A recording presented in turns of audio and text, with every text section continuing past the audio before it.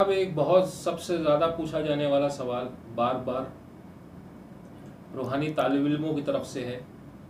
वो रूहानी तालिब इल्म जो रूहानियत हासिल करने के लिए मुख्तलिफ़ एक्सरसाइजेस करते हैं, मशक़ें करते हैं, उनको जो एक मसला दरपेश है वो ये है कि वो ये कहते हैं, जो सवाल मेरे पास आ रहे हैं मैं उस हवाले से आपसे बात कर रहा हूँ कि उनकी रूहानियत में इजाफ़ा होने की बजाय कमी वाक़ई हो रही है, तो उसकी क्या वजूहात हैं। तो ये वो सवाल है जो कि मैं समझता हूँ कि आज बहुत इम्पोर्टेंट सवाल है हमारे बहुत सारे सवालात में से। तो इस हवाले से आप कुछ उनको बताइए। और दूसरा ये बताइए कि अब माशाल्लाह से आपसे लोग मुंसलिक हो रहे हैं, कनेक्ट हो रहे हैं अल्हम्दुलिल्लाह, और अब की रूहानी सिलसिले से वाबस्तगी भी हो रही है, हीलिंग सिस्टम से भी वाबस्तगी हो रही है, तो आप उनको एक्सरसाइजेस वगैरह भी करवा रहे हैं जी और जो बिल्कुल। भी आपका तरीक़ेकार है उसके मुताबिक आप लेकर चल रहे हैं। तो क्या आप आने वाले दिनों में यूट्यूब पर भी इस तरह का कोई सिलसिला अपना जारी करेंगे जिसमें आप मुख्तलिफ़ किस्म की कोई एक्सरसाइज बताएंगे? तो इस हवाले से बताइएगा ज़रूर। तो ये दो सवालात हैं मेरे, तो इस पर आप ज़रा थोड़ा डिटेल लेकिन मुख्तसर वक्त में हमें बता दें। बहुत बहुत शुक्रिया आपका।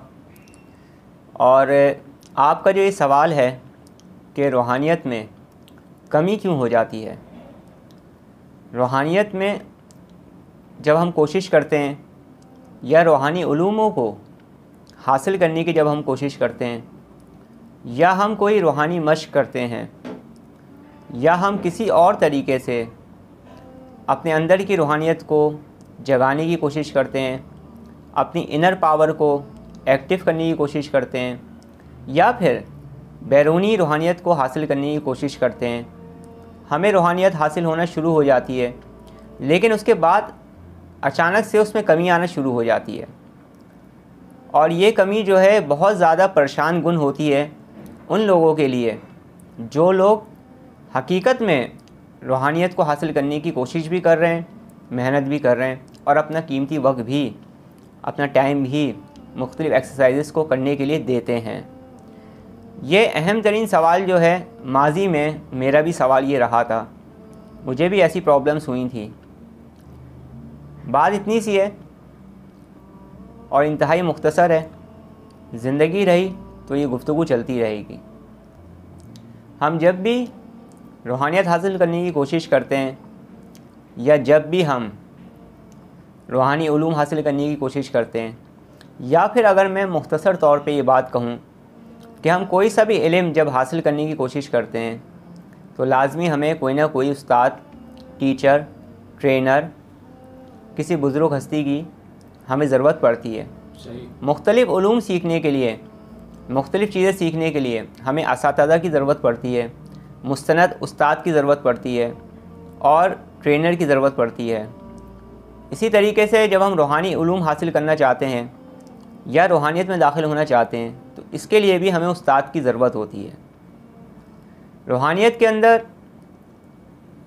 जो खुसूसी बात है जो मैं अपने स्टूडेंट से करता हूँ, और जो लोग भी मुझसे मुंसलिक हो रहे हैं एक बार फिर दोबारा से, माजी में भी रहे, फिर एक तवील अरसा मैं लोगों से दूर रहा, अब दोबारा जब ये सिलसिला मैं कायम कर रहा हूँ, तो अल्हम्दुलिल्लाह आप लोगों की तरफ से मोहब्बतें भी मिल रही हैं, प्यार भी मिल रहा है, और इसके अलावा मुझे बेहद खुशी होती है कि जब स्पिरिचुअल स्टूडेंट्स मुझसे रब्ता करते हैं। माशाल्लाह से।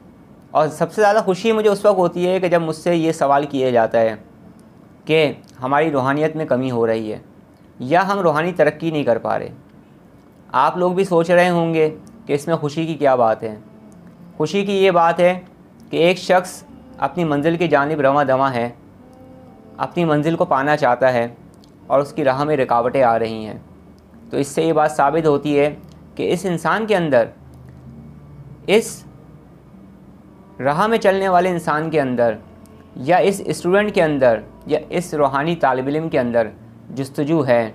और मुझे ऐसे ही लोगों की तलाश है जिनके अंदर जुस्तजू है, हिम्मत है, हौसला है, और आगे बढ़ना चाहते हैं। सही। रूहानी उस्ताद, ट्रेनर जो होता है, स्पिरिचुअल ट्रेनर जो होता है, दर हकीकत उसे एक बाप की तरह होना चाहिए। जिस तरह से अगर हमारे बच्चे हों या हमारा बेटा हो या हमारी बेटी हो, हमारे बच्चे हों और वो किसी सफ़र के लिए जाने का इरादा करें, तो आप देखते हैं ना कि हम कितना उनको समझाते हैं कि बेटा ये काम नहीं करना, इससे तुम्हें नुकसान हो सकता है, बेटा ये काम नहीं करना, तुम्हें इससे नुकसान हो सकता है, फ़लाँ जगह नहीं जाना, वहाँ जाना मुनासिब नहीं है, फ़लाँ राह से नहीं गुज़रना, तुम्हें कोई लूट सकता है। कितनी हम हिफाजत करते हैं। इतनी ही हिफाजत रूहानी टीचर या ट्रेनर करता है, क्योंकि वो जो आपको तरबियत दे रहा होता है, उसकी तरबियत देने का मकसद और मतलूब जो होता है वो आपकी रूहानी तरबियत होती है, ना ही शोहरत होती है और ना ही पैसा होता है। सही।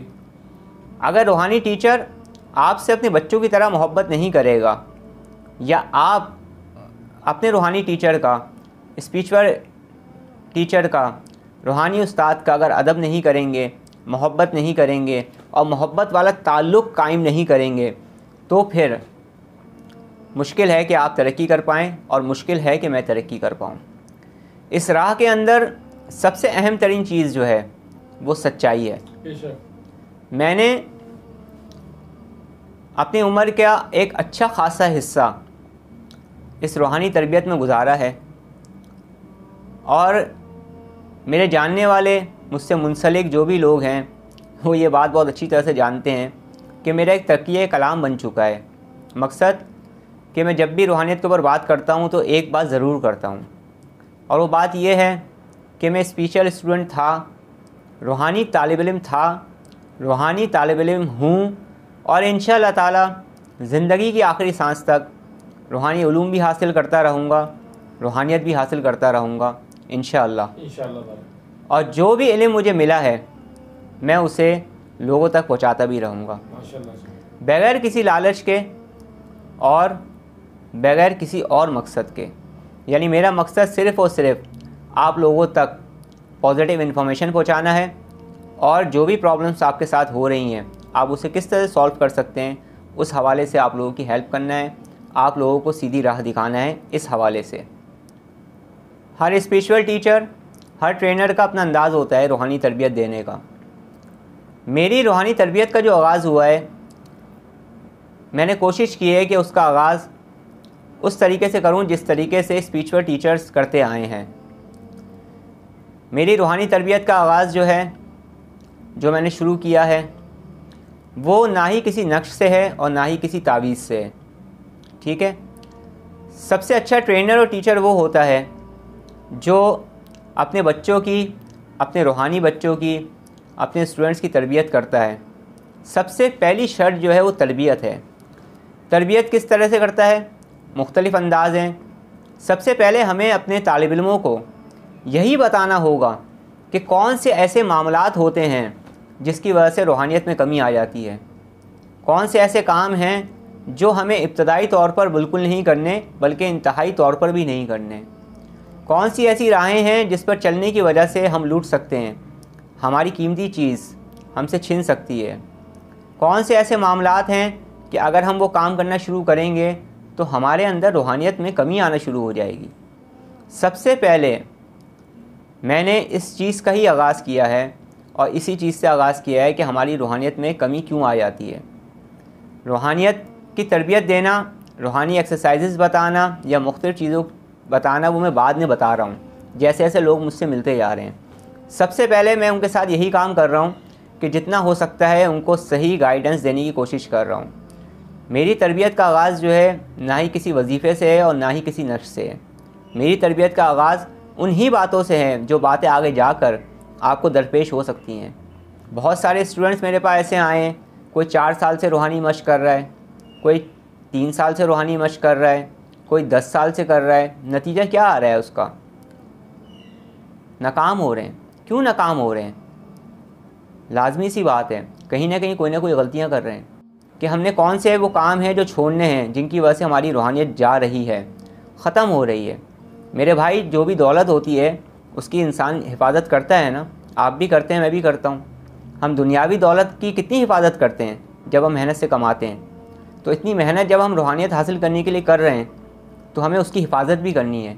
हिफाजत किस तरह से की जाती है, कौन से काम किए जाते हैं, वो मैं वक्तन फ़वक्तन अपने स्टूडेंट्स को बता रहा हूँ।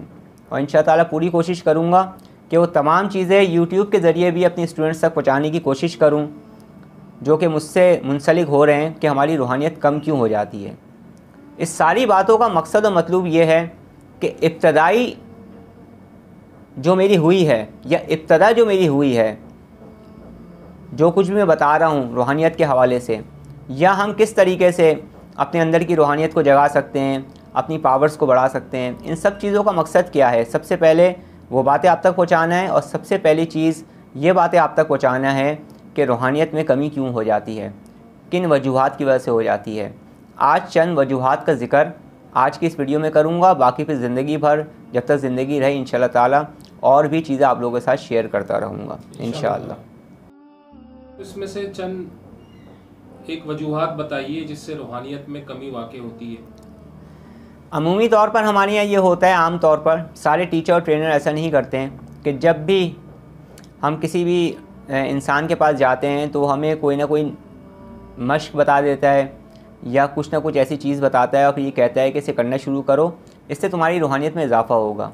बिल्कुल वो दुरुस्त बात फरमाते हैं, सही कहते हैं, ऐसा होता है। लेकिन मैंने आपसे कहा ना कि हर किसी का अपना तजुर्बा होता है। मेरा तजुर्बा मुझे ये कहता है कि सबसे पहले मेरे साथ जो लोग मुंसलिक हो रहे हैं, मैं उन्हें ये बताऊं कि तुमने किस तरह से अपनी रूहानियत की हिफाजत करनी है, ताकि जब वो कोई अपनी स्पिरिचुअल एक्सरसाइजेस करें, जब वो कोशिश करें या जब भी कोई ज़िक्र करें, मुराकबा करें या कोई भी तरीका ऐसा इख्तियार करें हुसूल रूहानियत के लिए, तो जब रूहानियत उनको हासिल हो, उनके वजूद में आना शुरू हो, उनके साथ होना शुरू हो, रूहानी असरात कायम होना शुरू हों, तो फिर वो ज़ाया ना हो, मेहनत ज़ाया ना हो। सबसे पहली चीज़ ये है कि हमें अपनी ज़मीन को जो है मज़बूत करना होगा। अगर हम कोई इमारत बना रहे हैं तो फिर हमें उसकी बुनियादों को मज़बूत करना होगा। हमारी रूहानियत की बुनियादें या इस रूहानी सफ़र की बुनियादें क्या हैं। मेरे साथ जो लोग चल रहे हैं वो अच्छी तरह से इस चीज़ को समझ लें कि मेरा जो सफ़र है उसकी बुनियाद ना ही कोई नश्क है, ना ही किसी चीज़ की ज़कात है और ना ही कोई स्पिरिचुअल एक्सरसाइज है। ये सब दूसरे स्टेप पर हैं। पहला स्टेप क्या है, जो लोग मुझसे मुंसलिक हो रहे हैं और मुझे कह रहे हैं कि आप हमें स्पिरिचुअल एक्सरसाइजेस बताएं, तो इंशाअल्लाह ताला उन तमाम लोगों को मैं स्पिरिचुअल एक्सरसाइजेस भी बताऊंगा और जो लोग मुझसे आगे जाके जुड़ेंगे उनको भी बताऊंगा। चाहे उसमें मुख्तलिफ़ किस्म की एक्सरसाइजेज़ हैं, स्पिरिचुअल एक्सरसाइजेज़ हैं, मैं उनकी हकीकत भी बताऊंगा। आपने सुना होगा कि बहुत सारे स्पिरिचुअल स्टूडेंट्स शमा बीनी करते हैं। शमा बीनी की हकीकत क्या है, शमा बीनी करने का असल मकसद और मतलब क्या है, शमा बीनी क्यों की जाती है, किस लिए की जाती है, किस मकसद के लिए की जाती है, इसके क्या असरात होते हैं, हर चीज़ पर बात करूँगा, फिर इजाज़त दूँगा। बहुत सारे लोग जो हैं वो पॉइंट मेडिटेशन एक्सरसाइजेस करते हैं, मैंने भी बहुत की हैं अपने वक्तों में और इब्तदाई तौर पे की हैं। पॉइंट मेडिटेशन एक्सरसाइजेस क्या हैं, नुक्ता बीनी जिसे कहा जाता है, दायरा बीनी जिसे कहा जाता है। आखिर ये नुक्ता बीनी की क्यों जाती है, इसको करने की वजूहात क्या हैं, नुक्ता बीनी क्या बहुत ज़्यादा ज़रूरी है स्पिरिचुअल एक्सरसाइजेस में, नुक्ता बीनी का असल मकसद और मतलब क्या है, और नुक्ता बीनी के अंदर होने वाले जितने भी मामलात हैं जो कि होते हैं उनकी हकीकत क्या है, क्या उसमें जो कुछ भी ज़ाहिर हो रहा है वो रूहानियत होती है या उसके पीछे और भी कुछ मामलात होते हैं। इंशाअल्लाह ताला जब मैं इसकी बताऊंगा इसके बारे में आप लोगों को, तो मैं पूरी तफसील बताने के बाद फिर आप लोगों को इजाज़त दूंगा अगर ज़रूरत समझूंगा तो। पहले तो ये बताऊंगा कि ये की क्यों जाती हैं, अगर आपको ज़रूरत होगी और किसी ने मुझसे पूछा तो ज़रूर बताऊंगा। आईना बीनी क्या है, आईना बीनी अहले रूहानियत ने क्यों करवाई, इसके पीछे वजूहात क्या थी, क्या वजह है आईना बीनी करने की, आईना बीनी के अंदर आखिर कौन सा ऐसा इसरार है जिसे देखने के लिए स्पिरिचुअल स्टूडेंट्स, रूहानी तालिब इल्म इस एक्सरसाइज को करते हैं। आखिर इससे कुछ रूहानियत हासिल होती है या नहीं होती है, या इसका मकसद और मतलब क्या है, असल मकसद और मतलब क्या है, इंशाअल्लाह ताला वो बताऊंगा, फिर इजाज़त दे दूंगा इसकी भी इंशाअल्लाह ताला। माहबीनी क्या है, क्यों की जाती है, किस वजह से की जाती है, मेडिटेशन क्या है, मेडिटेशन क्यों की जाती हैं और कितनी तरह की मेडिटेशंस होती हैं, और रूहानियत के अंदर हम रूहानियत को हासिल करने के लिए किस तरह के मुराक़बात या मेडिटेशंस करेंगे, इंशाअल्लाह ताला वो भी बताऊंगा और उसकी वजह भी बताऊंगा। सब कुछ बताने के बाद फिर आपको इस सफ़र के ऊपर लेकर चलूँगा, लेकिन सबसे पहले हम अपनी बुनियाद को मजबूत करेंगे। हमारी बुनियाद जो है वो सच्चाई पर है। देखें, अब तसव्वुर करें इस बात का, रूहानियत का तसव्वुर जो है वो दुनिया के हर मज़हब में मौजूद है, ठीक है। अब किसी भी मज़हब के ऐसे इंसान के पास चले जाएं जो रूहानी तरबियत करता हो, आप चाहे हिंदुओं में चले जाएं, ठीक है, उनके जो बड़े हैं उनके पास चले जाएं, या फिर आप ईसाइयों में चले जाएं और उनके जो साहिब रूहानियत कहलाते हैं, बड़े हैं जिनको वो लोग अपना बड़ा मानते हैं, आप उनके पास चले जाएं और सिर्फ़ एक सवाल करें। और इसी तरीके से आप किसी बुज़ुर्ग हस्ती के पास चले जाएं, हमारे मुसलमानों में किसी वली अल्लाह के पास चले जाएं और सिर्फ़ एक सवाल करें, और वो सवाल ये है कि जनाब मैं स्पिरिचुअल स्टूडेंट बनना चाहता हूँ, इब्तदा करना चाहता हूँ या इब्तदा में कर चुका हूँ, और मेरे अंदर से रूहानियत ख़त्म हो रही है या मैं रूहानियत हासिल करना चाहता हूँ। आप मुझे जो कुछ भी बताएंगे मैं सब कुछ करूँगा, आपकी हर बात पे अमल करूँगा, लेकिन जनाब मैं झूठ बोलना नहीं छोड़ूँगा, लोगों को धोखा देना नहीं छोड़ूँगा, ठीक है, गलत काम करना नहीं छोड़ूँगा, धोखा भी दूँगा, फ़रेब भी दूँगा, और झूठ बोलना तो मेरी मजबूरी है भाई, नहीं बोलूँगा तो मेरा कारोबार भी ख़त्म हो जाएगा, तो लिहाजा जितने झूठ बोलने होंगे मैं उतने झूठ भी बोलूँगा। ये काम मैं नहीं छोड़ूँगा, बाकी सब कुछ करूँगा। इंशाअल्लाह ताला आपको जवाब बहुत अच्छा ही मिल जाएगा और आपको ख़ुद भी समझ में आ रहा है कि वो क्या जवाब देंगे। मेरे भाई, इस चीज़ को समझने की कोशिश करें कि अगर हमने अपने आप को ना बदला और सबसे पहले अपने अंदर पॉजिटिव चेंज अगर हम लेकर नहीं आए, तो हमारे अंदर रूहानियत ठहरेगी नहीं, बल्कि क्या होगा, ख़त्म होती चली जाएगी। हम लाख एक्सरसाइजेस कर लें और नाफरमानी करें अल्लाह पाक की, तो हमें रूहानियत तो हासिल नहीं होने वाली, ठीक है।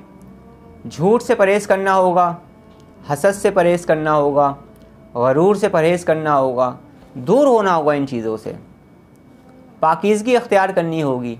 हमारी बुनियादें ये हैं, सच्चाई अख्तियार करनी होगी, हमारी बुनियाद यही है। शरीयत की पाबंदी करनी है, बुज़ुर्गों का एहतराम करना है। मैं ये चाहता हूँ कि मेरे जो तालिब इल्म हों वो खाली अच्छे स्पिरिचुअल हीलर ना हों।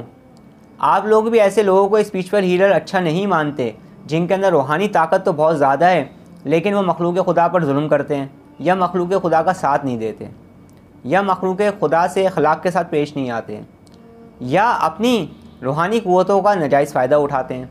आप भी उनको बुरा कहते हैं ना। तो मैं नहीं चाहता हूँ कि मेरे शागिर्द ऐसे बने। मैं ये चाहता हूँ मेरे जो शागिर्द हों सबसे पहले वो एक अच्छे इंसान बने, शरीयत की पाबंदी करें। अगर वो बाप हैं तो एक अच्छे बाप बन के पेश आएँ, उनका रवैया अपने बच्चों के साथ अच्छा होना चाहिए। अगर मेरा कोई स्टूडेंट शौहर है तो वो एक अच्छा शौहर बने, अच्छे अखलाक के साथ अपने घर में रहे, अपनी बीवी बच्चों के साथ अच्छा अखलाक रखे, सारे हकूक़ अदा करने की कोशिश करे। अगर वो कोई दुकानदार है तो एक अच्छा और सच्चा दुकानदार बन के रहे, नाप तोल में कमी ना करे। अगर वो बिज़नेस करता है तो बिज़नेस को सच्चाई के साथ करे मुकम्मल तौर पर, और जो बिज़नेस करने वाले उसके साथ लोग हैं, उसके अंडर जो लोग आते हैं उनके साथ मेहरबानी करे, हुस्न सलूक करे, उनके काम आए, उनसे मोहब्बत करे, ठीक है, एक अच्छा इंसान बने। सबसे पहले हमें एक अच्छा इंसान बनना है। हमें वो वाला इंसान नहीं बनना है कि आज हमारे पास कोई रूहानी क़ुव्वत आ जाए, कल मैं आपको इजाज़त दूँ और फिर आपके पास कोई इंसान आए, परेशान हाल शख्स आए, और आप उससे ये ऐसे तकाज़े करें जो वो पूरा ना कर सके। लेकिन अगर आपके अंदर इंसानियत होगी तो इंशाअल्लाह ताला आप कभी भी ऐसा काम नहीं करेंगे जिससे उसको कोई तकलीफ़ हो, बल्कि आने वाले हर इंसान को आपके पास आके सुकून ही मिलेगा, क्योंकि आप पॉजिटिव से पॉजिटिव होते चले जाएंगे। सबसे पहले हमने अपने आप को चेंज करना है। सबसे पहले हमें वो काम करने हैं जिन कामों करने की वजह से हमारी रूहानियत दूर हो जाती है, ख़त्म हो जाती है। हमने उन तमाम दरवाज़ों को बंद करना है जहाँ से रूहानियत वापस निकल के चली जाती है, और उन दरवाज़ों में से चंद दरवाज़े मैं आपको बता चुका हूँ। झूठ से परहेज़ करना है, धोखे से परहेज़ करना है, शरीयत की पाबंदी करनी है हमने, ठीक है, और इसके अलावा इंसानियत की खिदमत करनी है।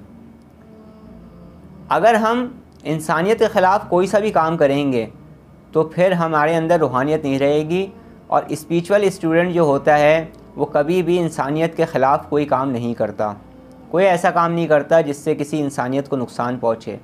ये बेस हैं, ये हमारी बेस हैं, ये हमारी तरबियत का नतीजा हैं।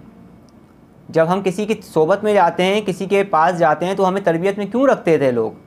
पहले ज़मानों में लोग क्यों सालों सालों तरबियत में रखते थे, उसके बाद कोई चीज़ तालीम किया करते थे? कोई ना कोई तो वजह होती होगी। और भी इसके पीछे बहुत सारी बातें हैं। मैं तो खैर इब्तदाई तौर पर इस वक्त आपको बता रहा हूँ। वो तमाम लोग जिनको ये महसूस होता है कि उनकी रूहानियत में कमी आ रही है, तो वो अपने अंदर इन तमाम चीज़ों को तलाश करें। अगर वो झूठ बोल रहे हैं, फ़रेब कर रहे हैं, धोखा दे रहे हैं, गुरूर कर रहे हैं, तकब्बुर कर रहे हैं, या उनकी ज़ात से मखलूक़ खुदा को बग़ैर किसी वजह के नुकसानात पहुँचते जा रहे हैं, तो इन तमाम वजूहात की वजह से भी रूहानियत कम होती है। लेकिन हमारी तवज्जो उस तरफ होती ही नहीं है। हमारी तवज्जो बस यही रहती है कि आज हमने एक्सरसाइज शायद कुछ कम कर ली, कल 1 घंटे की थी, आज आधे घंटे कर ली, तो इस वजह से रूहानियत कम हो गई।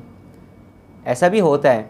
लेकिन हम सब कुछ करेंगे अगर, और उसके बाद अगर हम ये तमाम काम करेंगे जो मैं बता रहा हूँ, जो कि इब्तदाई तौर पर बता रहा हूँ, तो भाई हमारी रूहानियत में कमी होती ही रहेगी, मुसलसल होती रहेगी। मेरे पास रहेंगे जब भी होती रहेगी, किसी के पास भी रहेंगे तो होती रहेगी।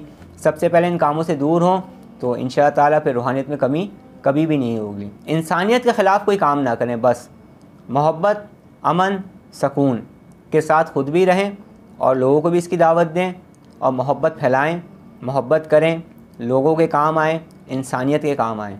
क्योंकि आप जो भी उलूम हासिल करना चाह रहे हैं उसका मकसद भी इंसानियत की खिदमत है। तो लिहाजा मेरा पहला सबक भी यही है और इस बात का जवाब भी यही है कि रूहानियत में कमी बेशुमार वजूहात की वजह से होती है, जिनमें से चंद वजूहात का ज़िक्र मैंने किया है। इंशाअल्लाह ताला आइंदा आने वाली वीडियो में भी मैं और मज़ीद वजूहात का ज़िक्र करूँगा इंशाअल्लाह ताला। इंशाअल्लाह अल्लाह से बहुत मुफस्सिल बयान फरमाया आपने रूहानियत के हवाले से। और मेरा जो एक सवाल था कि आप रूहानियत के स्टूडेंट्स के लिए जो प्रोग्राम लॉन्च करने जा रहे हैं, तो उस पर आप YouTube पर उसको आप किस तरह से इसको लॉन्च करेंगे, उसको किस तरह से आगे फर्दर कंटिन्यू करेंगे, उसमें एक्सरसाइजेस वगैरह आप किस तरह से बयान कर किया करेंगे, अगर कोई कनेक्ट होता है, तो ये सारी वो चीज़ें हैं या वो सवालात हैं जो कि हमसे पूछे जा रहे हैं।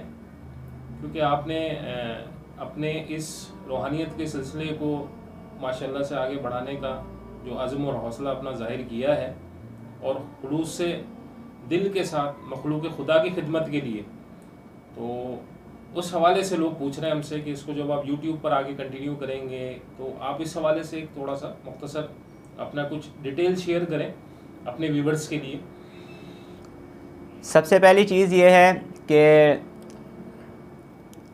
मैं लोगों को अपने साथ किस तरह से लेकर चलूँगा। इंशाअल्लाह ताला हम उन्हें रूहानी एक्सरसाइजेस भी बताएंगे और स्पिरिचुअल एक्सरसाइजेस भी बताऊँगा, ज़िक्र इलाही भी करने को दूँगा। अभी तो खैर इब्तदा है, और इब्तदा में जो सबसे पहले मैंने बात की है, मुख्तसर बात ये है कि हमें सबसे पहले एक अच्छा इंसान बनना है, और दूसरी बात ये कि हमें शरीयत की पाबंदी करनी है। ये मेरा पहला सबक है। मेरा पहला सबक जो है वो ना ही कोई नक्श से है कि आप नक्श की ज़कात अदा करें, ना ही किसी और एक्सरसाइजेस से। मेरी बुनियाद जो है वो ये है कि हमें शरीयत की पाबंदी करनी है, और उसके बाद सबसे बड़ी बात ये है कि हमने कोई ऐसा काम नहीं करना है, किसी भी हाल में नहीं करना है जिससे इंसानियत को नुकसान पहुँचे, और हमने एक अच्छा इंसान बनना है। अगर हम शौहर हैं तो हमें एक अच्छे शौहर का किरदार अदा करना है, अगर हम वालिद हैं तो अच्छे वालिद बनना है, अगर हम सेल्समैन हैं तो अच्छा सेल्समैन बनना है हमें, अगर हम जॉब करते हैं तो ईमानदारी के साथ हमें जॉब करनी है, अगर हम बिज़नेस करते हैं तो हमें अच्छी तरीके से बिज़नेस करना है। यानी हमें कोई ऐसा काम नहीं करना है जिससे इंसानियत को नुकसान पहुँचे, क्योंकि जिन चीज़ों की वजह से भी इंसानियत को नुकसान पहुँचता है, तो ऐसे स्पिरिचुअल स्टूडेंट्स की रूहानियत कमज़ोर से कमज़ोर तर होती चली जाती है। रूहानियत उसकी मजबूत नहीं होती। ये अलग बात है कि शैतानी क़ुव्वतें उसके पास आ जाएँ, तो मैं कुछ नहीं कह सकता।